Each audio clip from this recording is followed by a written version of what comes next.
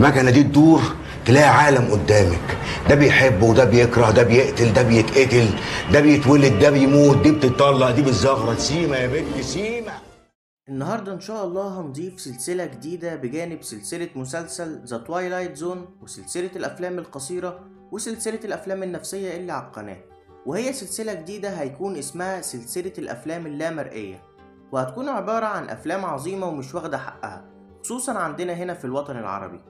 وأول فيلم معنا في السلسلة دي هيكون فيلم اسمه ديسكونكت.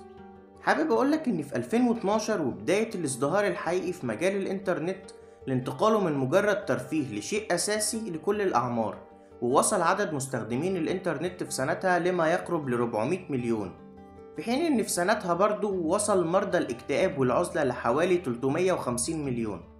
طيب تعال ناخد المزيج ده ونعمل منه فيلم تحت تيمة التواصل. تخيل معايا للحظات إن كل التواصل ما بين البشر اختفى، وإن التواصل الحقيقي بقى عن طريق الإنترنت. أكيد هيبقى فيه منها الفيك ومنها الريل، بس اللحظات فكر فيها بالطريقة دي. ليه؟ ببساطة حاجتين والاتنين عكس بعض. الأولى أنت مش محتاج إنك تكون شخص غير شخصك، هتعرف تكون على طبيعتك مهما كانت لأنك هتلاقي اللي يتقبلك وده مضمون. التانية العكس تماما، لأنك حتى لو فكرت تكون أي شخص برضه هتعرف تعمل كده وتلاقي نفسك، لأنه عالم مفتوح ملوش حدود. الفيلم بيمشي في 3 خطوط ب3 قصص مختلفة، وبتتقابل خطوطهم بسخرية من القدر تحت مفهوم عدم التواصل. الخط الأول هيكون عن أطفال في الثانوية، والموضوع بيبدأ بهزار إنهم يعملوا أكاونت باسم بنت ويتكلموا مع أكتر شاب غريب الأطوار ومتوحد في المدرسة، ومش محتاج أقولك إن الموضوع هيقلب بكارثة حقيقية. الخط التاني زوج وزوجة ابنهم بيتوفى، فبيحصل ما بينهم بعد وعدم تواصل، فالزوجة بتدخل عالم الشات لتخفيف وحدتها ومعاناتها. القصة دي بالذات جابت فكرة القرصنة وقت الحقبة دي بطريقة انسيابية قوي، لأنها كانت برضو كارثة وقتها.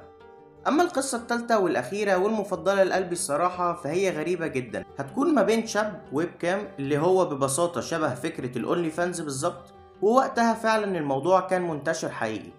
المهم ما بين الشاب دوت وصحفية، والموضوع هيتطور لدرجة إنك عمرك ما هتتوقع إيه اللي هيحصل في نهايتها، وبطريقة ما بتجمع القصص مع بعض.